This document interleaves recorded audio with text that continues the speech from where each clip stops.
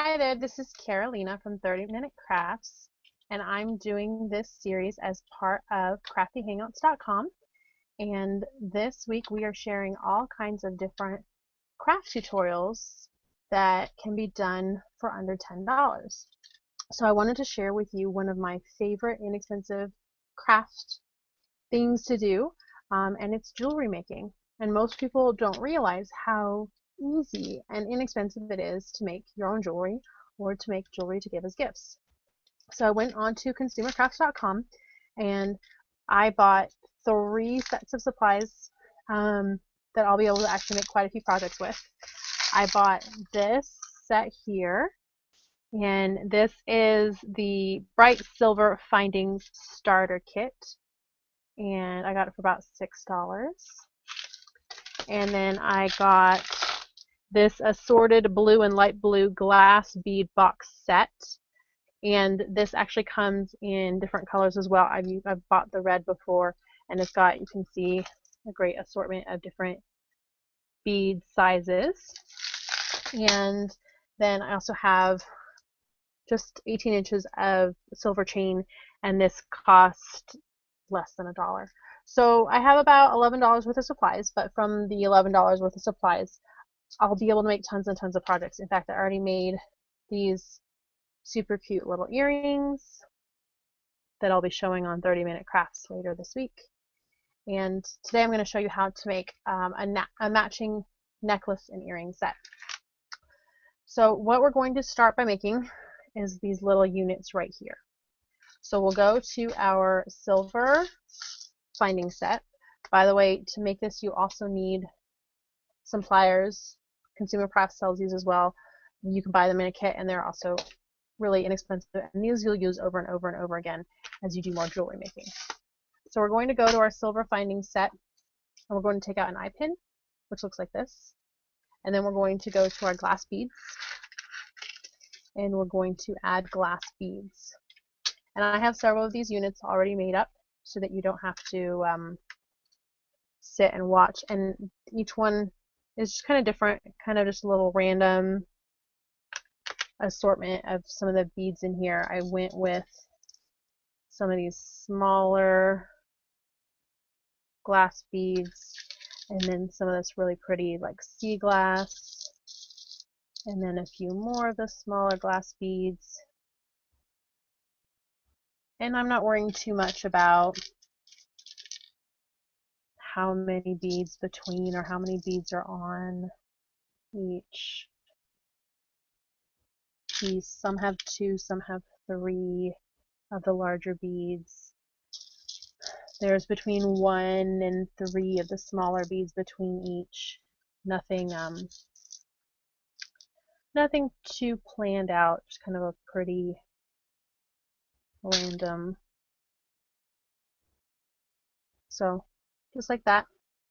And then I take my round nose pliers, and I'll start really close by that top bead and just bend it back towards me, and then grab it towards the end and wrap it around just to make a little hook. And doing this can take a little practice.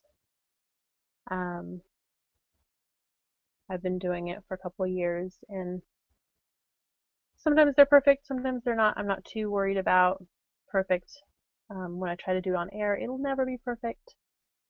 So I'm just trying to make a little hook on the other end. So I've got a hook. It was an eye pin, so it started out with a hook on one end, and then I have a hook on the other end. Now, if I take one of the earring hooks that comes in my silver finding set, and there's 2 different kinds of earring hooks. There's these ones and these ones. And if I use a little jump ring, which also comes in the set, and add an earring hook to the top of that, then voila! Instant earring. If I used a head pin, which also comes in the finding set, and had a flat end, it might look a little nicer. You don't have a random loop hanging out at the bottom. But either way, set of earrings done just like that. Now I'm going to take 6 of these units and put them together with jump rings. These jump rings are easy enough that with a pair of pliers and then my fingers, I can just open them up. and I'll just attach 2 units, done, to each of these. Just using 1 jump ring to add on each new unit to start making a necklace. So quick and easy and super inexpensive. The beads, I could easily make another necklace exactly like this using the beads that are in there and still have lots and lots left over. You can make a necklace using a similar method. So just keep adding on your little bead units until you have 1 long chain. Okay, so here are all 6 of my bead units all put together, and I want to turn it into a necklace. And as you see, I didn't make it long enough, but I did that on purpose because I'm going to take the jewelry chain and attach it. Let me open up the package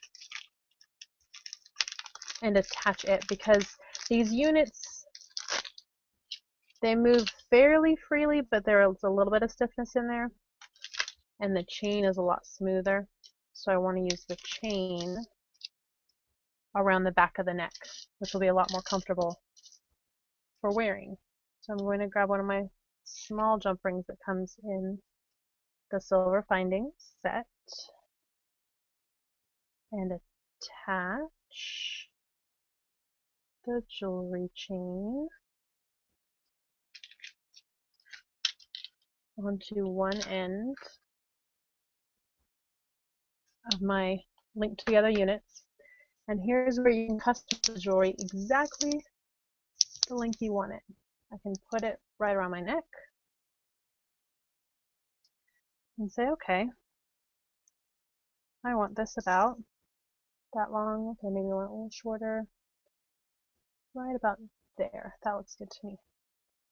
So then I know that I want to cut my chain right at the spot. So I'll just cut my chain right there. And with another small jump ring, I'll attach the other end of the chain to, oh, dropped it. I'll attach the other end of my chain to the other end of my unit, or my unit of units. So we'll do that real quick. And you're probably thinking, okay, well, this is too small to fit over your head. Well, if you're thinking that, you're absolutely right. There's no way that this will fit over my head. I've made it far too short. And that's okay, because I have a plan. Because I didn't want a super long necklace that would hang over my head. Instead, I can take this in the middle and find this will be the exact back of my necklace. Put my clippers in and just nip one of these rings. And now that's exactly where the necklace clasp will go. So again, using a couple more of these tiny little jump rings, I can attach the necklace clasp. And there's a couple different kinds of clasps that come in the jewelry finding set.